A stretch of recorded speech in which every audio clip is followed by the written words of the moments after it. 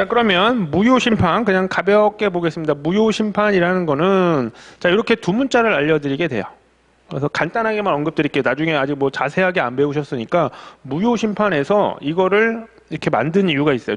논점을 누락하지 않고 그다음에 이론을 정리하기 편해서 제가 해놓은 겁니다.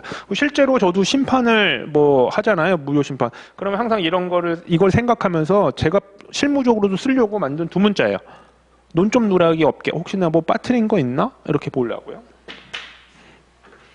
그래서 맨 처음에 여기 이렇게 적이라고 쓴 거는 청구인 적격입니다. 청구인 적격. 이해관계인만 가능합니다. 아, 그렇구나. 무효심판은. 그 다음에 요거는 무효사유입니다. 자, 무효사유라는 말은 우리 앞서서 되게 많이 했었죠. 자, 요게 등록요건이라는 겁니다.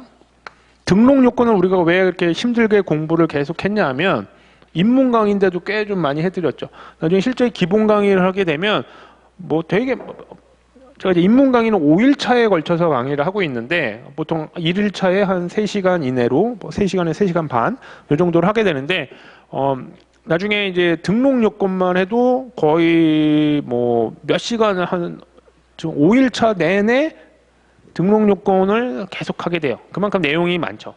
여러 가지 규정 자체도 많고 그다음에 법률 규정상 거기 관련된 심사 기준 아니면 판례 이런 것들이 많이 있거든요.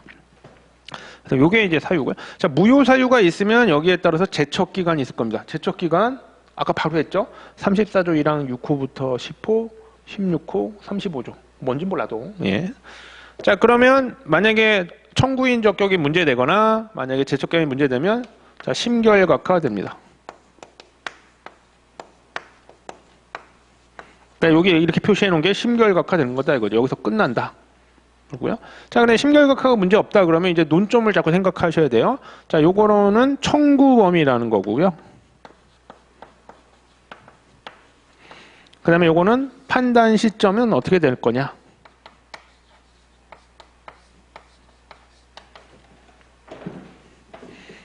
그 다음에 심결을 어떻게 내릴 수 있느냐. 요게 이제 나중에 일부 인용, 일부 기각이 무효 심판만 가능하다라고 했던 게 요겁니다. 그 다음에 효과는 어떻게 되느냐. 해서 요거를 설명드리게 됩니다. 지금은 뭐 내용 모르시는 게 태반이겠지만 그냥 적사제 범시 결효 해가지고 제가 그냥 독자적으로 쓰는 두 문자예요. 적사제 범시 결효 익숙해 두시고 그냥 입에만 이제 그냥 한두 번만 읽어보세요. 적사제 범시결효, 적사제 범시결. 여기에 맞춰서 무효심판의 가장 일반적인 논점이 정리가 돼요. 여기에 뭐 이제 깊이 들어가면 무효사유가 어쨌든 내용이 되게 많죠. 제척기간도 암기를 하셔야 되고 이런 것들이 이제 파생적으로 암기하는 게 연결이 되는 겁니다. 그래서 그걸 정리가 된다는 전제하에 이제 무효심판을 청구하면 어떤 것들을 체크해야 되느냐 이렇게 되는 겁니다.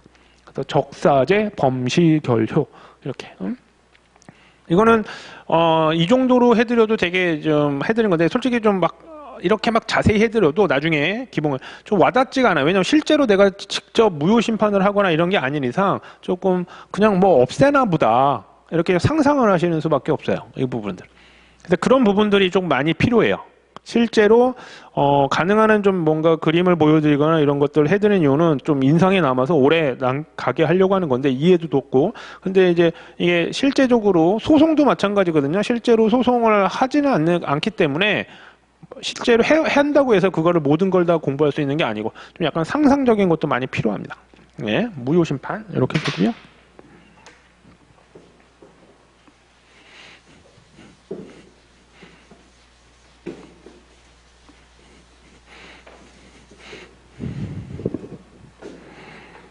그래서 무효심판에 대해서 간단한 논점은 우리가 나눠드린 참고자료 120페이지, 121페이지가 있는데 중요한 내용 위주로 쭉 되어 있습니다. 자세히 보진 마시고요. 굵은 글씨나 줄친 부분만 그냥 적사제 범시결효 하면서 한번 그냥 읽어보시기 바랍니다. 처음엔 진짜 무슨 내용인지도 몰라요. 솔직히.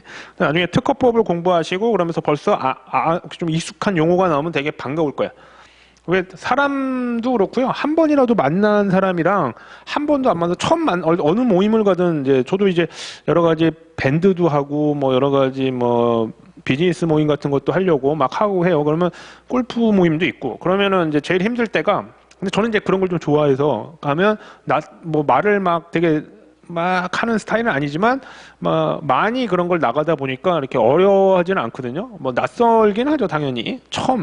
하지만 한 번이라도 만나서 뭐 한 번 같이 술자리를 했다든지 뭐 골프 라운딩을 했다든지 조금이라도 몇 시간 같이 얘기를 하게 되면 그 다음에 만나게 되면 되게 계속 금방 친해지게 되죠.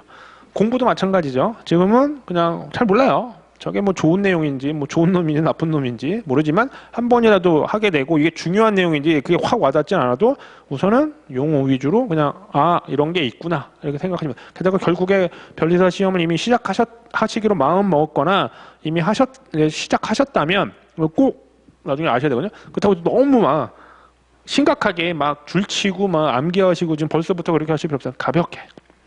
예. 그게 더 오래 가요. 예, 항상 말씀드리죠. 그래서 이렇게 해서 무효 심판 설명을 좀 드리고요. 조금 쉬었다가 이제 또 심판 중에 또 중요한 취소 심판, 권리범용의 심판 이렇게 이어서 설명드리도록 하겠습니다.